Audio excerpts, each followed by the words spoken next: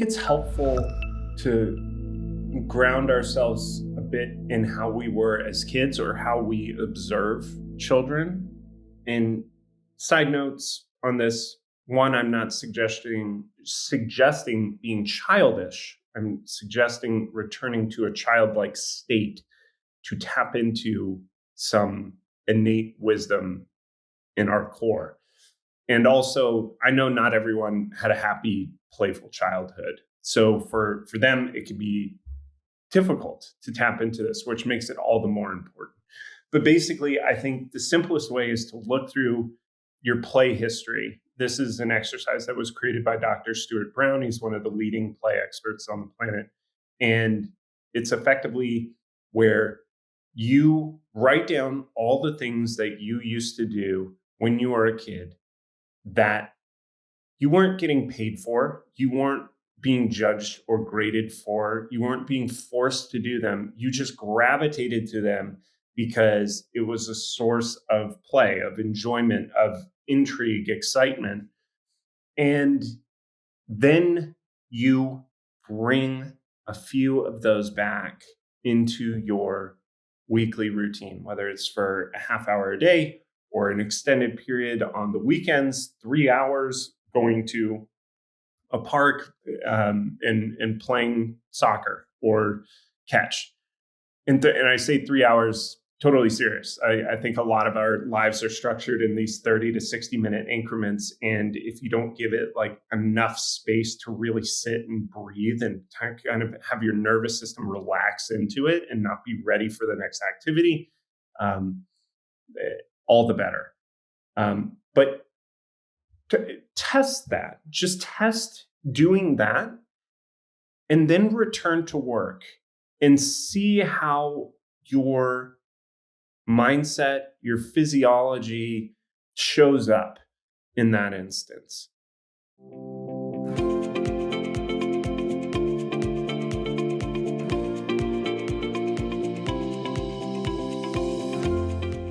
Okay, Charlie, welcome to the show. To get started, can you tell us how your thinking and your philosophy on career has evolved over the years? I would say this is quite different from where you started at.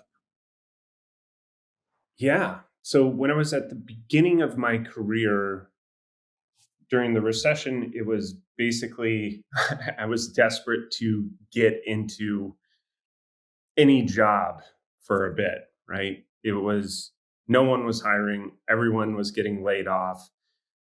And I saw that if I go that path of just playing it as a numbers game and just getting the first paycheck that gives me the green light, it's probably not going to end well. Like I'm going to want to get off that path. So my initial take was I just need to get in the room with people who are living the life that I want to live or I think I want to live. Right. And so at the time, Tim Ferriss had just come out with the 4 Hour Work Week. Seth Godin had a really popular blog. Ramit Sethi had a popular blog. Tucker Max was coming out with a movie. And so one by one, I kind of reached out to each of these folks, offered to do some form of free work that would contribute to their business and earn their trust with the quality of my work. And they enjoyed working with me in various capacities. And so once I had done that and built up a bit of a portfolio and reputation, I had enough leeway where people started coming to me. And I thought, especially after working with Tim Ferriss for a few years as his main employee, his first full-time employee, I thought that's what I want to do. I want to have a similar life to Tim, where he writes books and does media, and he kind of networks with these really amazing founders and people with high degrees of influence and impact, and find ways to collaborate with them. And so I tried doing that for a while with varying degrees of success. And I didn't love it, right? I didn't love writing books. What I really loved was working with great people and helping them do great work. And I delighted in that. The solo author game, even if you compile a team, just to me didn't quite feel right. And I knew about myself that I loved editing media. I was good at editing video. I was good at editing books. I liked not being the one who does, let's put the clay on the table every single time and then shape it, but I like to be the one turning the clay into a sculpture and then putting it out into the world.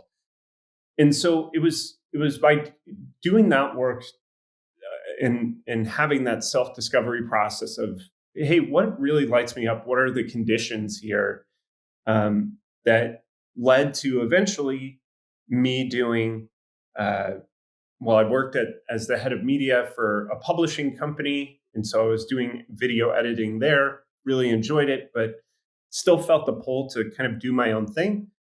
I started doing individual consulting work for authors and helping them do their stuff. But the challenge there at the time was I could only take on a handful of authors before it all kind of fell apart.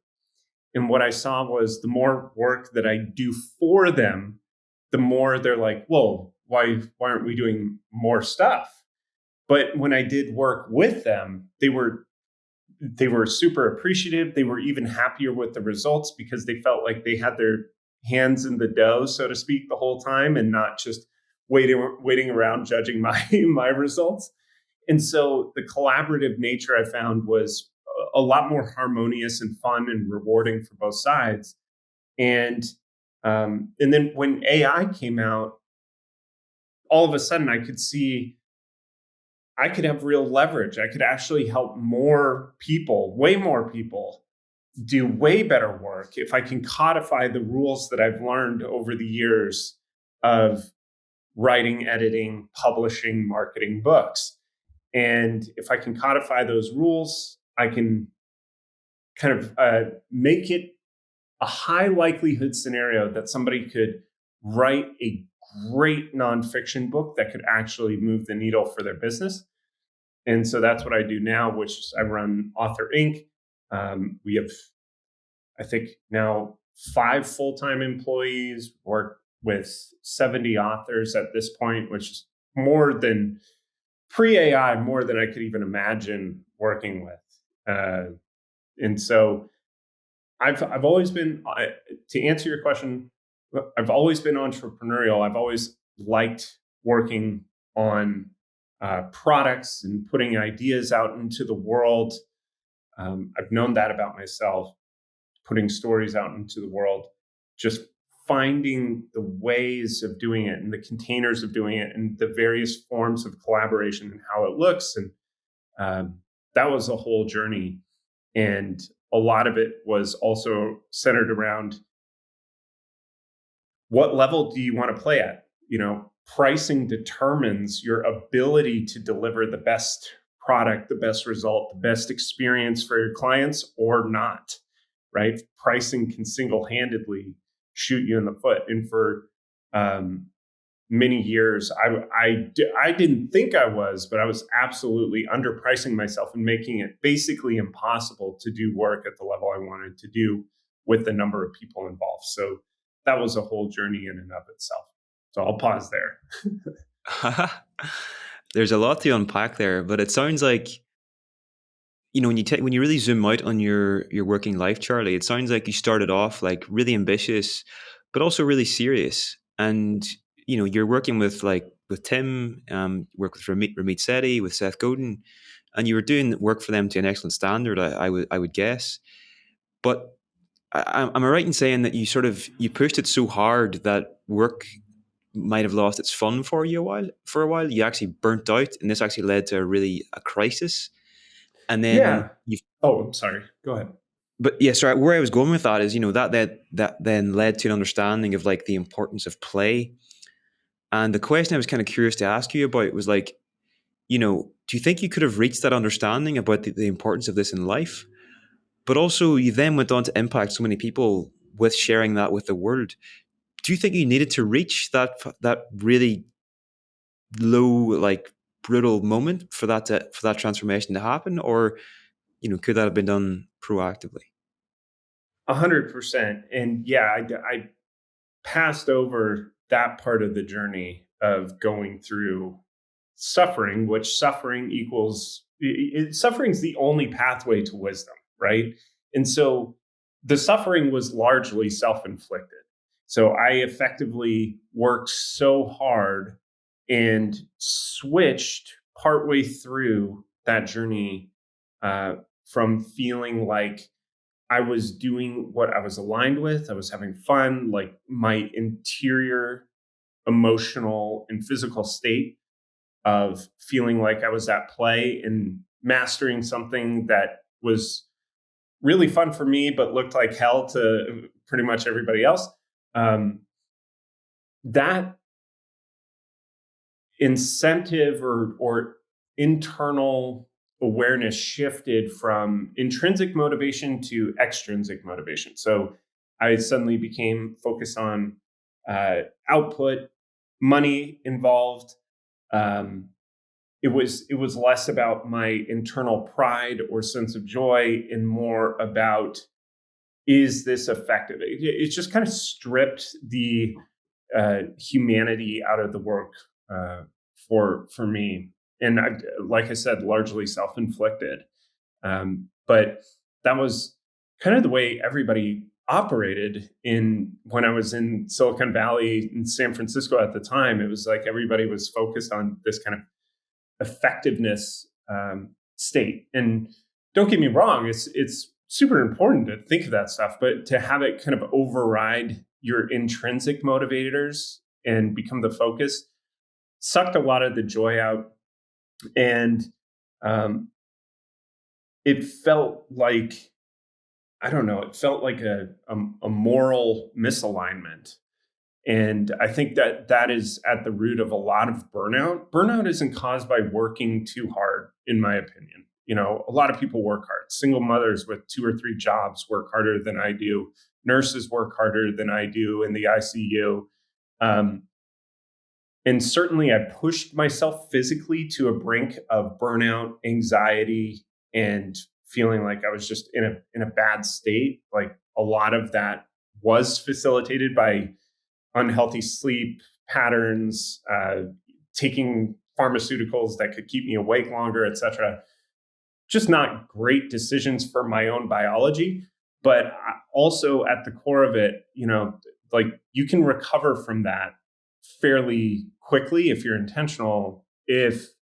Um, and I was trying to do a lot of that. I was focusing on sleep, nutrition, working out, taking every supplement, doing at the time kind of edge therapies like flotation tanks and psilocybin. And none of it really made an impact.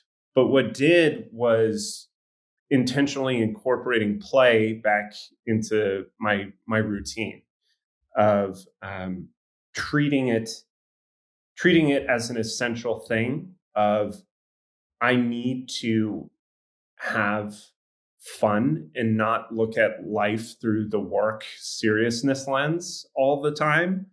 And, so it was doing weekly catch meetings, or I'm sorry, daily catch meetings instead of coffee meetings or Zoom meetings.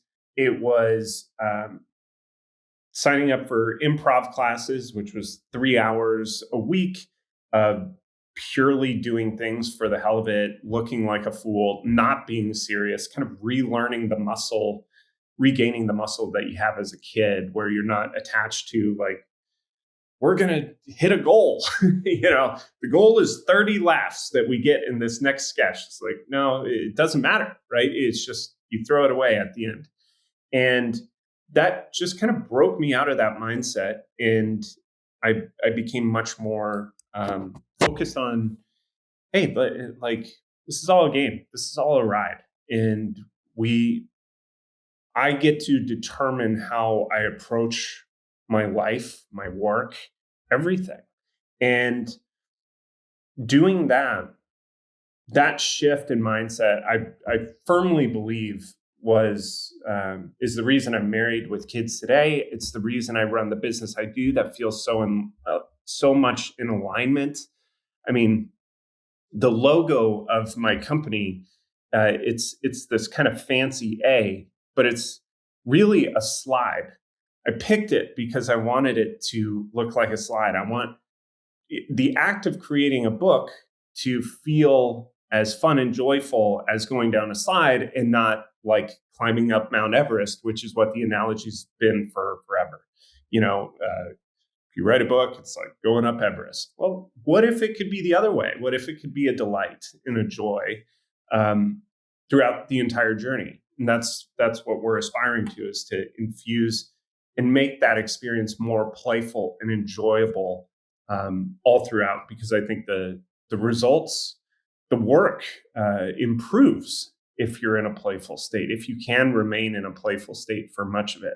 So play has shown up and been a driving force for me in the best times and areas of my life. And I don't know if you're a spiritual person, but I think God, the creator, has infused us with playful spirits, and having that as a evolutionary benefit for a reason. We're one of the most playful species on the planet, and I think to strip our playfulness out of us leaves life feeling joyless and mechanical and overly serious. And certainly for me, it gave me existential dread, and that doesn't exist anymore in my life. And that's also part of the reason why I didn't even mention that, through kind of recalling my career, is that was 10 plus 12, maybe more years ago, where I was experiencing, no, it's 15. So it's this, like, now it feels like a footnote in my reality, but it was very much a huge part of that journey. And I'm super grateful I went through it. I think it was a gift. And I think it would have happened regardless of where I was working, who I was working with. I'm grateful I went through it because it taught me a lot. And then I was able to share what I learned through that with the internet, and then in a book. And it's fortunately helped a lot of folks who dealt with that problem as well. You mentioned there that the spiritual element, and before we started recording, I mentioned that as a result of our conversation last year, I've got back into playing five-a-side soccer once a week, and for me, like whenever you get into a flow state doing that, it does border on the spiritual experience. Like it's just like something else is happening, and you're sort of along for the ride, but you're not quite doing it. It's unbelievable. But do you have any sense of that whole thing did happen for you? Do you have any sense of that was supposed to happen? There was any part of that was fated? Is that do you buy into that kind of way of thinking? I suppose on some level, I think the hardships, the hard things that we go through in life, you can look at them as they happened to you, or they happened for you, or you made them happen, or something greater than you made them happen because it was essential in your evolution, your transformation during this time, right? If you think, like, again, going to the spiritual side, if you think this is a similar phase of where we're transforming while we're here, we're being forged in our experiences. Um, it it allows me to look at the past pain, suffering, hardships I've gone through, and it's all relative, right? My life on a grand scale is relative to many people. Uh, nice ride. But the challenges of heartbreak, of dealing with a year plus of debilitating anxiety, they were reflections of, hey, you have this programming going on in your head of when it comes to these particular areas, and it's not working. Newsflash, do something, right? And being able to absorb that and recognize it. I mean, one of the gifts I think of going through anxiety that I gave myself was, in some doctors would certainly argue with this, was saying, look, I'm not going to take anti-anxiety meds. Whatever I did to get myself into this state, I bet I can get myself out of it. Now, that is not mental health advice, right? I wouldn't suggest that to everybody. That's not a prescription that necessarily works with everything. But for me, it was important because it was something that came on seemingly so suddenly that I felt like I can tackle this. I can figure it out if I stick with it. And it worked. Fantastic. So for some, like, let's say your former self came to you at a particularly low moment, and he's like, Charlie, I want you to help me develop like a play lens where I can sort of take this basic approach to mindset or take this basic mindset to life where I'm approaching things in a playful way. My work, my relationships. What's the essence of that? How do I actually practically do that in my everyday life? So I think it's helpful to ground ourselves a bit in how we were as kids or how we observe children. And side notes on this: one, I'm not suggesting being childish. I'm suggesting returning to a childlike state to tap into some innate wisdom in our core. And also, I know not everyone had a happy, playful childhood. So for them, it could be difficult to tap into this, which makes it all the more important. But basically, I think the simplest way is to look through your play history. This is an exercise that was created by Dr. Stuart Brown. He's one of the leading play experts on the planet. And it's effectively where you write down all the things that you used to do when you were a kid that you weren't getting paid for, you weren't being judged or graded for, you weren't being forced to do them. You just gravitated to them because it was a source of play, of enjoyment, of intrigue, excitement. And then you bring a few of those back into your weekly routine, whether it's for a half hour a day or an extended period on the weekends, 3 hours going to a park and playing soccer or catch. And I say 3 hours, totally serious. I think a lot of our lives are structured in these 30 to 60-minute increments. And if you don't give it like enough space to really sit and breathe and kind of have your nervous system relax into it and not be ready for the next activity, all the better. But test that. Just test doing that and then return to work and see how your mindset, your physiology shows up in that instance. Just note the level of ease or creativity that you have. I mean, there's been plenty of studies done on this that, simply walking around versus sitting produces like double the amount of creative responses in an idea generating session, right?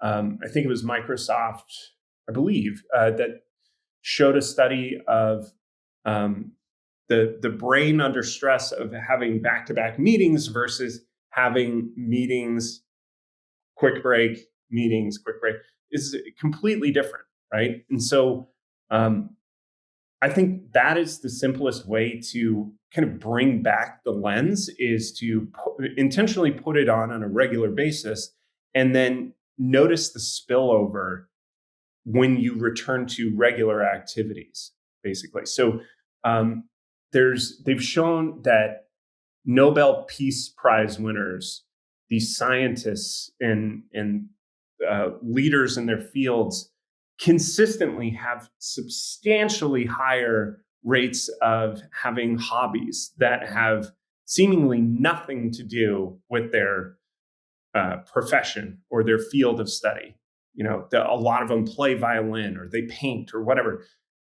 That's not a coincidence, right? That is the byproduct of an individual who honors play.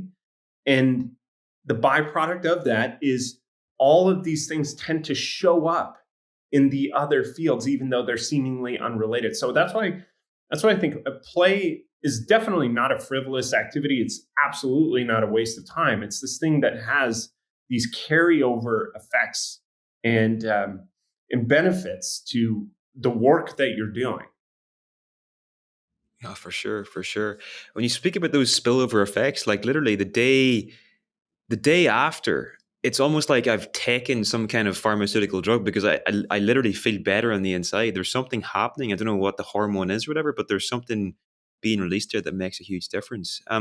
Yeah, and to that point, let me just say, everybody advocates for exercise, and because exercise works, and you're doing a form of exercise, and yes, it absolutely contributes to better mental health, feeling better, energizing you, etc.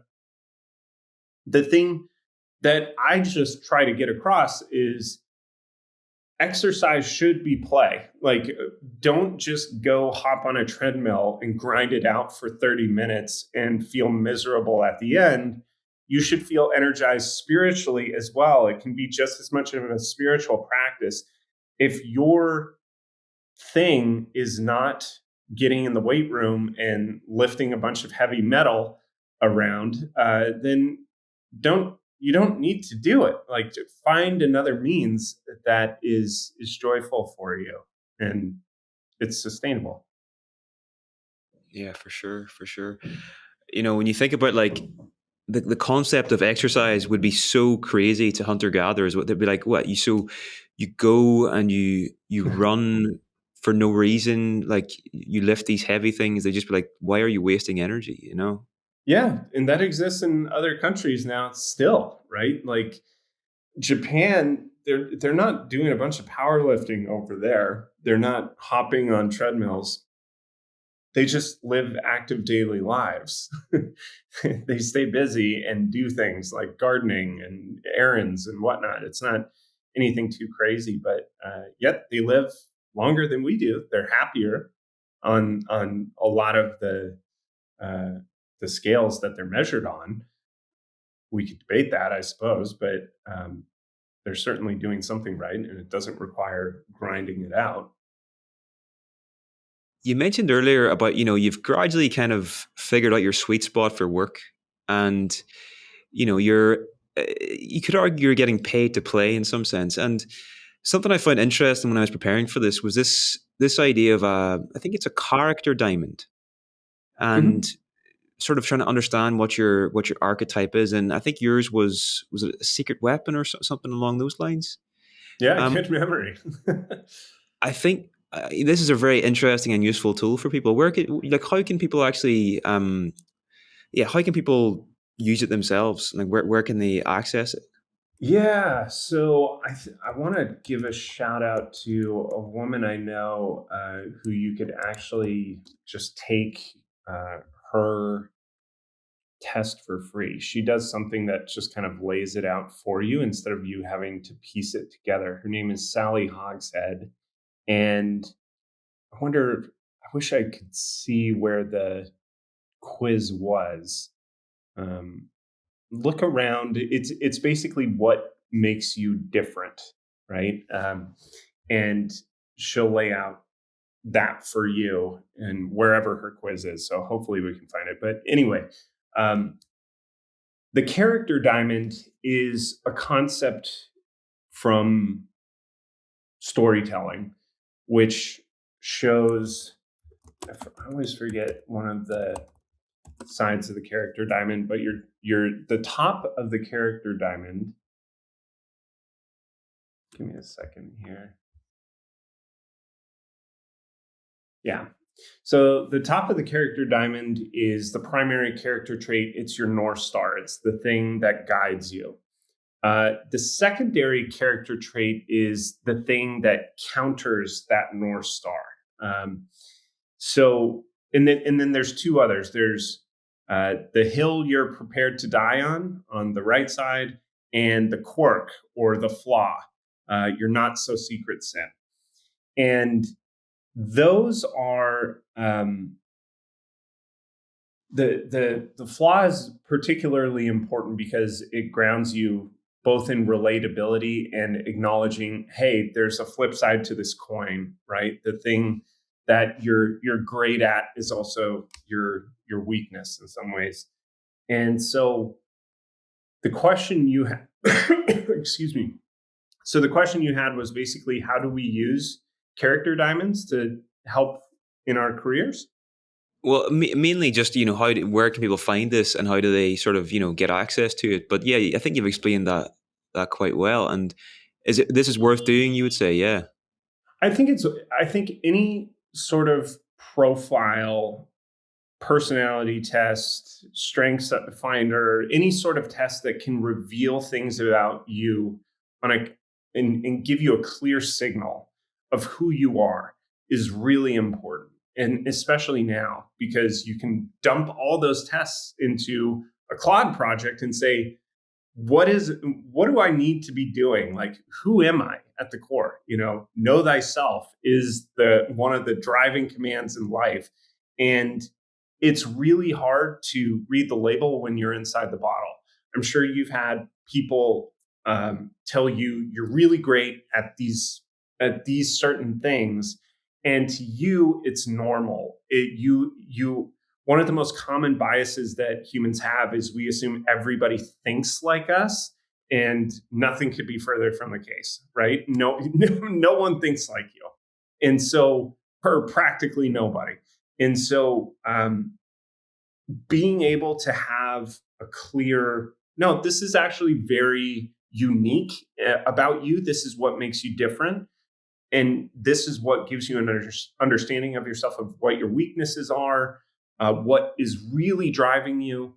Being able to see that outside yourself from an objective third party who's not trying to compliment you, who's not doing it in any sort of way to manipulate.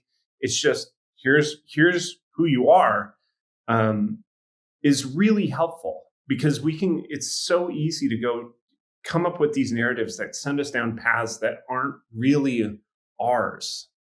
And so it's much better to I think, to be rooted in who you are and to be the maximal version of that character, rather than to understand that you are a character to other people.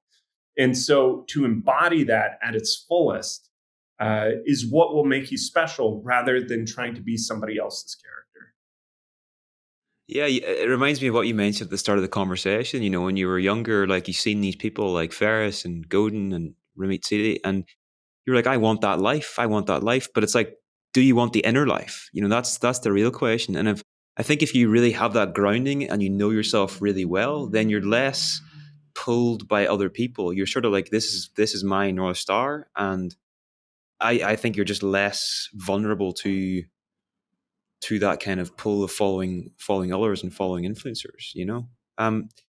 Really well stated. I want to highlight that. That's great. It's such a good call out to say, do you want their inner world? Because their inner world is ultimately what led them to this life. And it's you can be, we all know this, you can be completely content and happy in a lot of circumstances that are not ideal or Instagram worthy or whatever, right? Um, but if you are in alignment with yourself, that's really the aim, and that can create a great life that you really love and want to have. So I think that was really well said. Cheers. Well, I want to maybe shift gears into the book stuff now, Charlie. First question, sort of big picture. If you were, this is particularly relevant for me. So I'm self-publishing my first book this December, right? Congrats. So if you were in my shoes and you wanted to do this as professionally as possible to the best possible standard, what would be the big picture overview of the steps you'd be taking? Like, what would be the key things, right? I've got to do this, I've got to do that, and I've got to do that to get this done to the best possible standard. How would you approach that? So tell me where you are currently with it. What have you done? And yeah, let's start there, and then I can kind of unpack. Here's what's going well, and here's what I might change. Okay, so I started writing in 2022. I thought it was going to take 6 months. It took about 4 years, and Hmm. then I finished my sort of my completed draft probably September, October last year. No, probably November. And then I sent that to the editor. And I've also been working with beta readers on helpthisbook.com as well. So I've got all their feedback and that's all ready to be implemented now. So I'm just about to implement that. And that'll be starting in May after an experience we're running at the end of this month. So that's kind of the current context. That's great. Awesome. So, what do you want this book to do for you? That's a really important question that can determine what the strategy is effectively.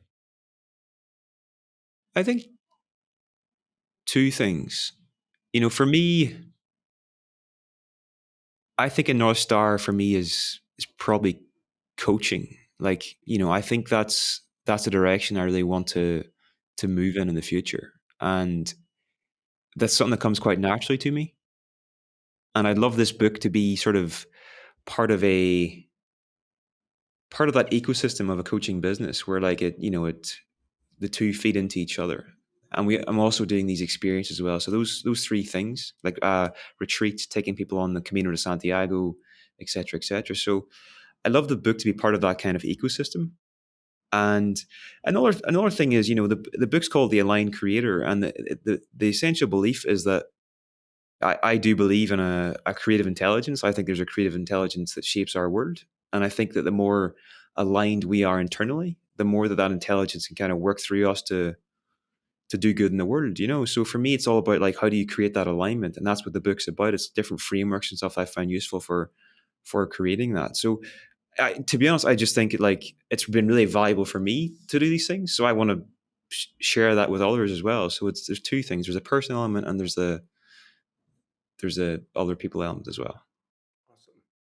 And so I assume people pay you for coaching on alignment as creators. Is that accurate?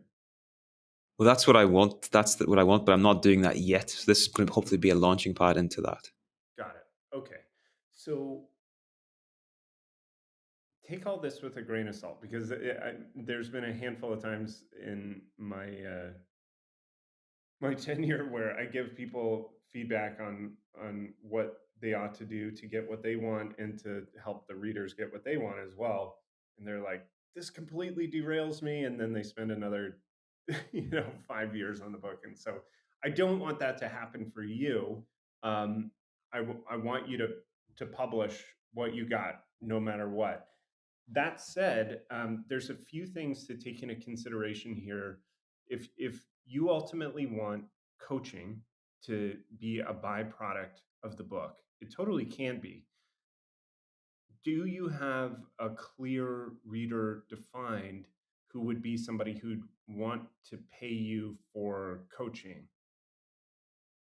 I have people in my network whenever I'm writing, I'm thinking about, but it's not like specific. It's different, a few different people, but it's not like a specific avatar that I've clearly mapped out. No. Okay, so one thing that'll be really helpful before you finish this book is I would encourage you to sign a bare minimum of one coaching client that you believe, had they read the book, they would have come to you and wanted to work together. But like, you're going to put this offer of your aligned creator coaching in front of a handful of people, get them signed on, and then hear why they signed up for the coaching. what is the problem that they're ultimately trying to solve, right? Deeply. Because you're going to want to be able to speak directly to that in the beginning of the book, in the introduction. Like, you want it to be something that they're like, yes, that you want to be sure you're speaking their language so they can see the value of the book and your coaching as quickly as possible, right? If they can't, it can take too long for them to piece those things together, right? And I'm not telling you to sell them on your coaching at the beginning, not at all. In fact, you don't even have to say anything about your coaching until maybe the conclusion, the last page of the book. But if you're not speaking to the person that you want to coach, who actually is like, yeah, I have that problem. Yeah, I've tried spending money on it. I need help. You seem like the guy for me. If you haven't worked with them and heard directly from them, like, what are you ultimately what pain point are you really trying to solve here? You're possibly guessing if this is the language that my reader wants to hear to sign up for this journey, right? Like, every creator, every author tends to be fixated on their unique solution, right? They're not obsessed with the problem. And the problem is what readers really care about, right? And so that's where you need to live and double check your work up front. Am I actually speaking to the pain point that they're like, oh my gosh, this is what I've been looking for, right?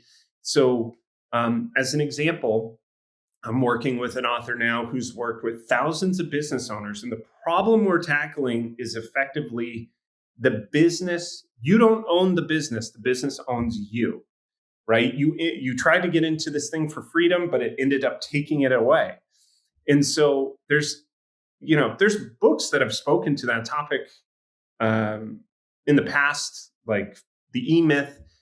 And this author has their own unique approach and their unique solution, and they get to talk about it. But if we don't get really clear and make it, hey, this is the problem we're solving, this is how hard it is, this is what it's costing you, this is what's at stake up front, they don't see the value in continuing along with the rest of that book. So we have to be able to speak their language and have them be like, oh man, this is what I want. And this applies to prescriptive nonfiction only. If you're writing a memoir about your life story and you're the aligned creator and you're just sharing your story and that's it, okay, you can probably dismiss that. You can just speak to your own experience. But I assume, based on the title and what you described, that this is a prescriptive nonfiction where you're saying, you have this problem, reader. I have a solution because I used to have that problem too. Here's my unique solution. Here's the recipe. Go forth and implement. By the way, if you need some coaching on this, I run a group and I do some events, yada, yada. Go to this link. Yeah, totally can work. But that's kind of the main thing that I see with a lot of people at the beginning is they think they know what their clients want, but if they haven't sold to them before and worked directly with them and heard and they don't have enough data points of, oh, that's the type of client I want to work with. If I could copy paste that client 100 times, I would be so happy. Like, they're happy to pay me a premium rate. They never complain. They actually do the work. I look forward to being on Zoom with them rather than dreading it, etc. Right? If you don't have that data, you need to get it first before you release the book to be doubly, triply sure this book is written for the exact type of person I'm trying to help. You're not trying to help everybody who's ever wanted to start a YouTube channel, right? You're trying to help a very specific type of individual. And the more you can speak to them, the more likely it is that you're going to have a coaching business that not only thrives, but you love working with the people who join. You love getting on calls with them. Super important.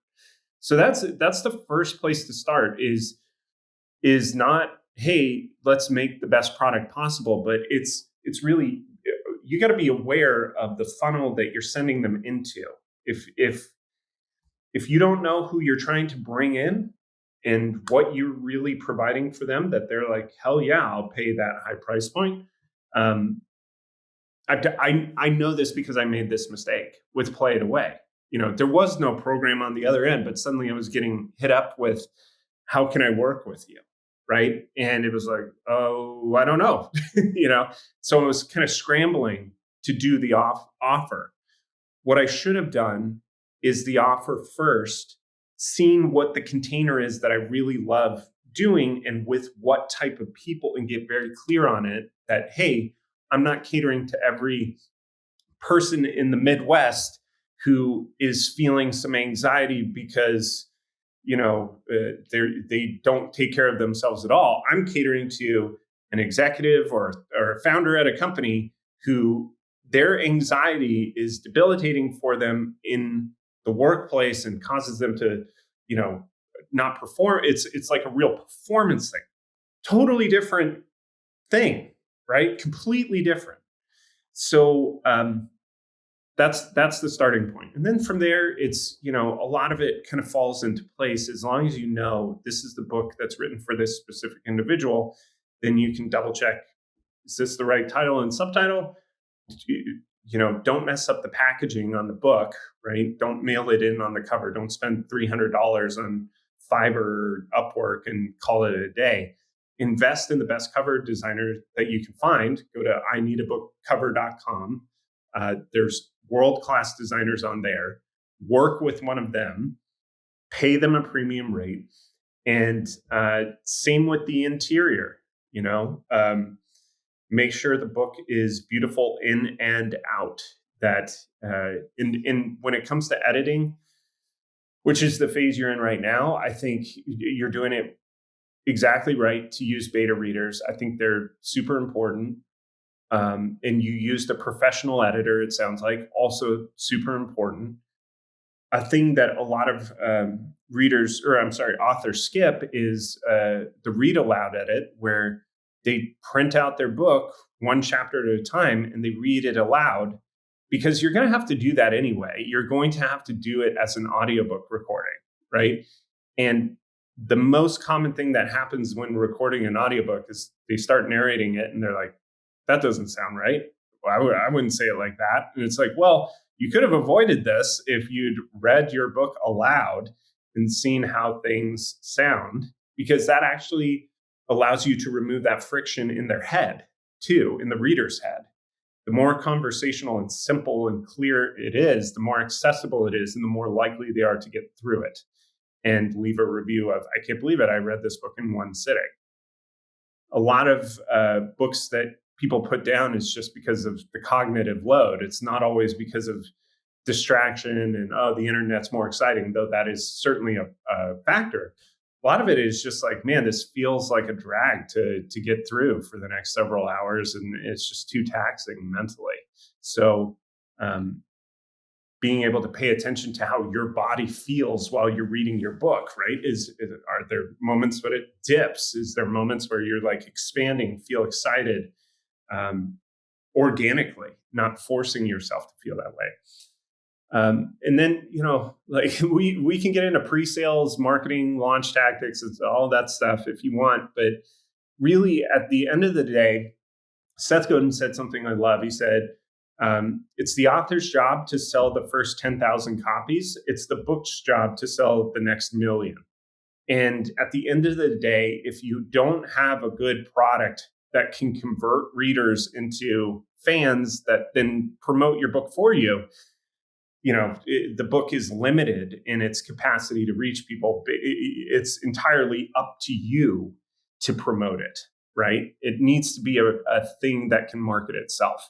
And so much of my energy when I'm working on books is, can this thing market itself eventually, right? Books don't take off typically like a shot. There are some exceptions, but they don't usually have the same pop as like a Netflix documentary that just came out, right? It's not going to just like suddenly millions of people all at once. It's a slow burn. And so you have to have a product that can last for years and still be good in 2036. So so much of the focus is just like, do the best possible product that you can, maximize its odds of marketing itself, and getting the reader a real transformation, regardless of whether they work with you as a coach.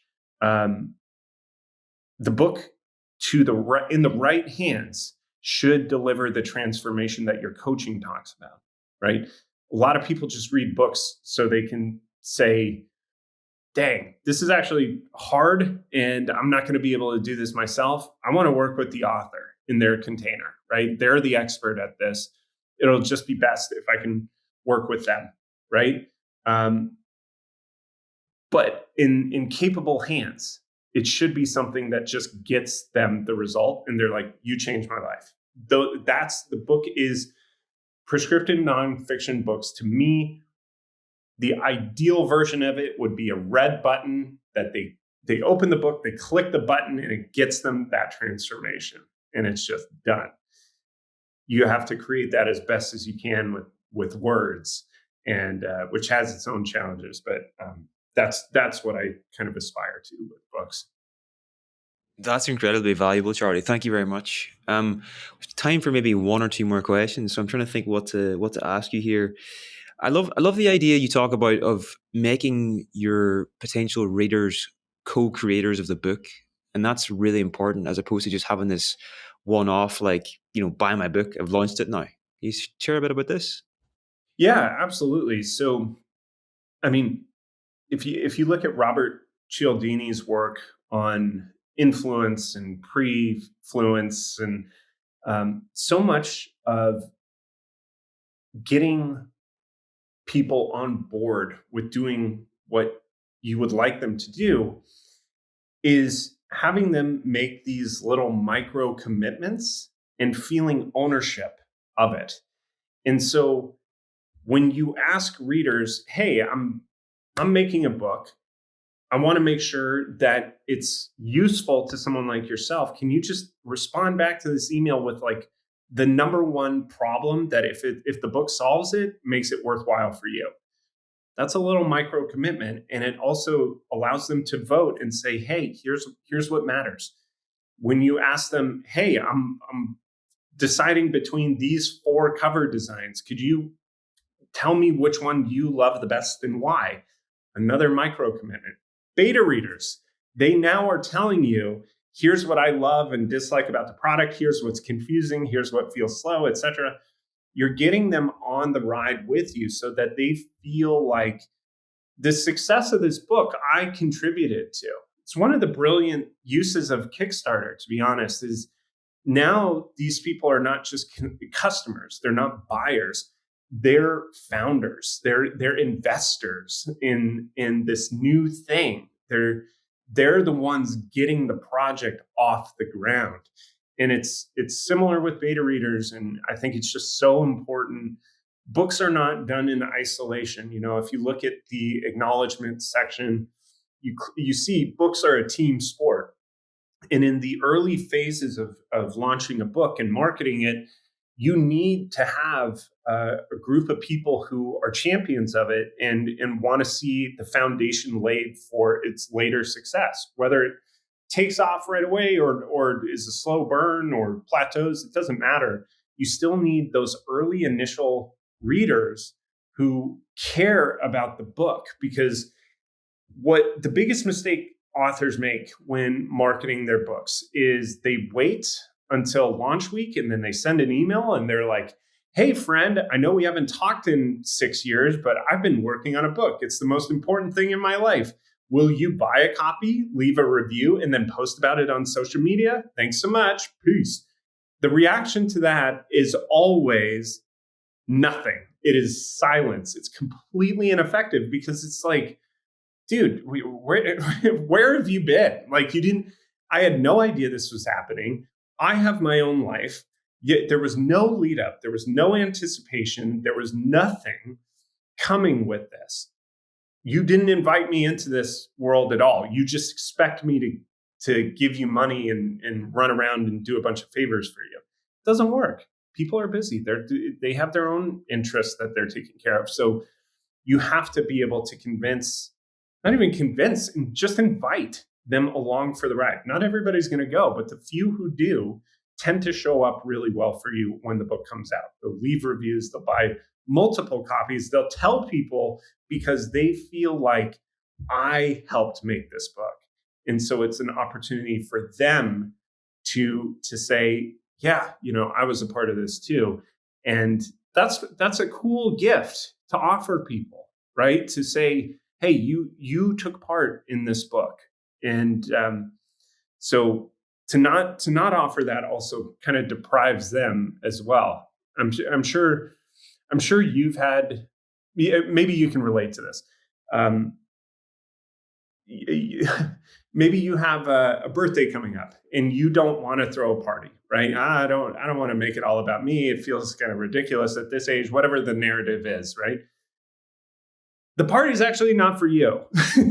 You're the excuse for other people to celebrate, right? And it gives them the opportunity to acknowledge you in the ways that they care about. But it's like, don't deprive other people. It's not about you, right? And similarly, don't make your book launch just about you. Make it about the people that you're trying to serve and invite them in to take part in the success of the book. That's so interesting, Charlie. Thank you for sharing that. We're on time. One quick fire question I want to ask: where people can, if they want to work with you and want to work with Authors Alliance, where they can find you online.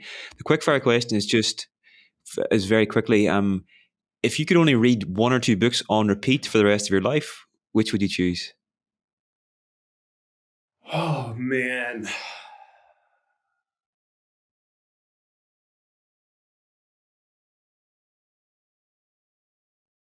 I think The Name of the Wind and by Patrick Rothfuss, and either Shantaram or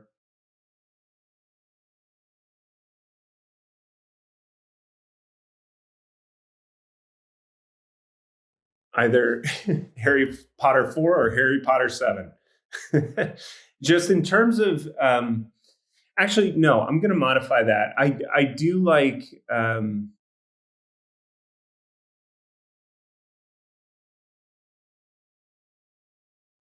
I like As a Man Thinketh a lot. It's a short book, but I think it's a really helpful book in that packs above its weight class in terms of the number of pages versus like the concentration of utility. Those aren't my final answers because I'm racking my brain to think of a book that I would read forever. That's a very difficult question for me. But yeah, I'll say those for now. That is, it is really hard for me to solidify.